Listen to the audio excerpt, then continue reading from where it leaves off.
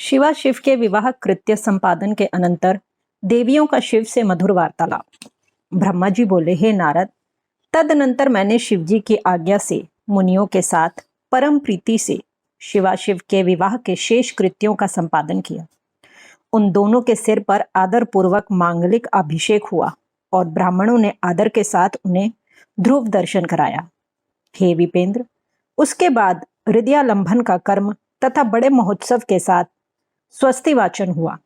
ब्राह्मणों की आज्ञा से शंभु ने शिवा की मांग में सिंदूर लगाया। उस समय गिरिजा अत्यंत अद्भुत अवर्णनीय रूपवती हो गई। तत्पश्चात ब्राह्मणों की आज्ञा से दोनों एक आसन पर विराजमान हुए और भक्तों के चित्त को आनंद देने वाली अपूर्व शोभा से संपन्न हो गए। हे मुने, तदनंतर अद्भुत लीला करने वाले उन दोनों ने अपने स्थान पर आकर मेरी आज्ञा से प्रसन्नता पूर्वक सत्संस्कृत प्राशन किया। इस प्रकार विवाह यज्ञ के विधिवत संपन्न हो जाने पर प्रभु शिव ने मुझ लोककर्ता ब्रह्मा को पूर्ण पात्र का दान दिया। तत्पश्चात शिवजी ने आचार्य को विधि पूर्वक गोदान दिया तथा मंगल प्रदान करने वाले जो अन्य महादान हैं उन्हें भी बड़े प्रेम से दिया। उसके बाद उन्होंने बहुत से ब्राह्मणों को अलग अलग 100 स्वर्ण मुद्राएं, करोड़ों रत्न तथा अनेक प्रकार के द्रव्य दिए। उस समय सभी देवगण एवं अन्य चराचर जीव हृदय से अत्यंत प्रसन्न हुए और जोर जोर से जय ध्वनि होने लगी। सभी ओर मंगल ध्वनि के साथ गान होने लगा और सबके आनंद को बढ़ाने वाली रम्य वाद्य ध्वनि होने लगी। उसके बाद मेरे साथ विष्णु, देवता, मुनिगण तथा अन्य लोग हिमालय से आज्ञा लेकर प्रसन्नता पूर्वक अपने अपने निवास स्थान को गए। उस समय हिमालय के नगर की स्त्रियां प्रसन्न होकर शिवा एवं शिव को लेकर दिव्य कोहवर घर में गई। वहां पर वे स्त्रियां आदर के साथ लौकिकाचार करने लगी। चारों ओर आनंद प्रदान करने वाला महान उत्सव फैल गया। उसके बाद उन सब ने लोगों का कल्याण करने वाले उन शिव शिवा को महादिव्य निवास स्थान में ले जाकर प्रसन्नता पूर्वक लौकिकाचार किया। तत्पश्चात हिमालय के नगर की स्त्रियां समीप में आकर मंगल कर्म करके दंपति को घर में ले गई।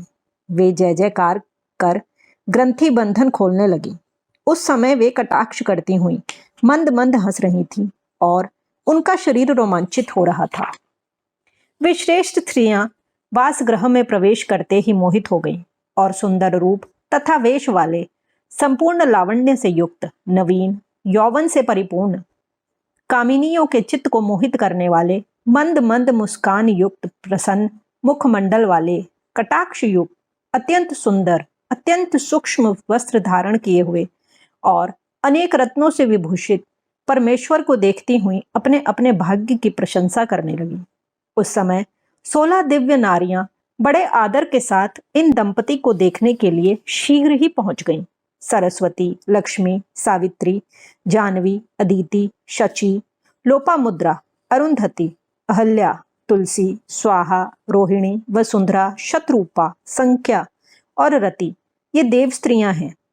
अन्य जो मनोहर देव कन्याएं एवं मुनि कन्याएं वहां स्थित थीं, उनकी गणना करने में कौन समर्थ है। उनके द्वारा दिए गए रत्न के आसन पर शिवजी प्रसन्नता के साथ बैठे। इसके बाद सब देवियां क्रम से मंद मंद हंसती हुई उनसे मधुर वचन कहने लगी। सरस्वती बोली, हे महादेव, अब प्राणों से भी अधिक प्यारी सती देवी आपको प्राप्त हो गई हैं। हे कामुक, इनके चंद्रमा के समान आभा वाले प्रिय मुख को प्रसन्नता पूर्वक देखकर आप संताप को त्याग दीजिए। हे कालेश, आप इस सती का आलिंगन करते हुए अपना समय व्यतीत कीजिए। सभी समय आपके आश्रित रहने वाली इस सखी से आपका वियोग नहीं होगा। लक्ष्मी बोली, हे देवेश, अब लज्जा का त्याग कर सती को अपने वक्षस्थल में स्थित कीजिए। जिसके बिना आपके प्राण निकल रहे थे, उसके प्रति कौन सी लज्जा। सावित्री बोली, हे शंभो, सती को भोजन कराकर आप भी शीघ्र भोजन कीजिए। किसी बात का खेद मत कीजिए और आचमन करके सती को आदर से कपूर मिश्रित तांबुमुल दीजिए। जानवी बोली, अब इस सुवर्ण कांति वाली पार्वती के केशों को पकड़कर संवारिए, क्योंकि कामिनी स्त्रियों स्त्रियों का इससे बढ़कर और कोई पति से प्राप्त होने वाला सौभाग्य सुख नहीं होता। अदिति बोली, हे शिवे, आप भोजन के पश्चात मुख शुद्ध करने के लिए शंभु को अति प्रेम से जल प्रदान कीजिए, क्योंकि दंपति का परस्पर प्रेम सर्वथा दुर्लभ है। शची बोली, जिसके लिए आप मोहवश विलाप करते करते दर दर भटक रहे थे, उस शिवा को वक्षस्थल पर धारण कीजिए। उस प्रिया के प्रति आपको लज्जा क्यों? लोपामुद्रा बोली, हे शंकर, भोजन करके आप वासगृह में जाइए। यह स्त्रियों का व्यवहार है। आप शिवा को तांबूल देकर शयन कीजिए। अरुंधति बोली, हे शिव, मैं ना आपके निमित्त पार्वती को देना नहीं चाहती थी, किंतु मेरे बहुत समझाने पर उन्होंने पार्वती को देना स्वीकार किया। अब आप इनसे अधिक प्रेम कीजिए। अहिल्या बोली, अब आप वृद्धावस्था को छोड़कर पूर्ण युवा हो जाइए, जिससे कन्या देने वाली इस मैना को पुत्री दान से संतुष्टि प्राप्त हो जाए। तुलसी बोली, हे प्रभु, आपने पूर्व काल में सती का त्याग किया, उसके बाद कामदेव को जलाया। अब आपने पार्वती को प्राप्त करने के लिए हिमालय के घर वशिष्ठ को कैसे भेजा? स्वाहा बोली, हे महादेव, अब आप स्त्रियों के वचन में स्थिर हो जाइए, क्योंकि विवाह में स्त्रियों की प्रगल्भता एक व्यवहार होता है। रोहिणी बोली, हे काम शास्त्र विशारद, अब आप पार्वती की कामना पूर्ण कीजिए। आप स्वयं कामी हैं तथा अतः कामिनी के काम सागर को पार कीजिए। वसुंधरा बोली, हे भावज्ञ, आप कामार्थ स्त्रियों के भाव को जानते हैं। हे शंभु, स्त्री अपने स्वामी की ईश्वर भाव से निरंतर सेवा करती है। वह पति के अतिरिक्त अपनी किसी भी वस्तु की रक्षा करना नहीं चाहती। शतरूपा बोली, भूख से तड़पता हुआ व्यक्ति दिव्य सुख का भोग किए बिना संतुष्ट नहीं होता। अतः हे शंभु, जिससे स्त्री को संतुष्टि हो, आपको वही करना उचित है।